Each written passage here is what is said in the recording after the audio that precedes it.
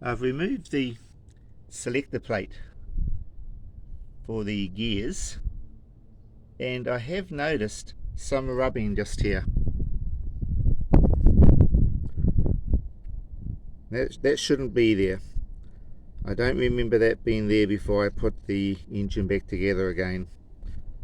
So I need to look at the clearance between this plate and the back of the main gear, the main gear on the back of the basket, which is this on the shaft here, which is the input shaft to the gearbox.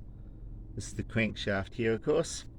This is the input to the gearbox. This is where this hole here, of course, is where my push rod for the clutch release goes into.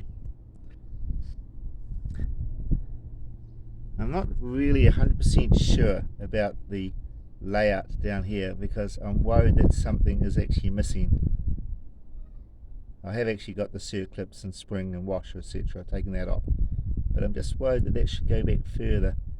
So I'm going to go online and look in some manuals and parts books to see if I can get a better view of the location of the gear selector fork, and maybe that'll give us an idea of how far back this plate is meant to go so that it clears from the back of the main gear here. This main gear here, of course, runs off the crankshaft and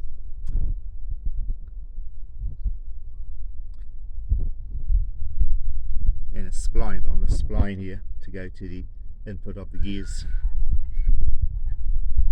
Okay, we're getting a little bit closer.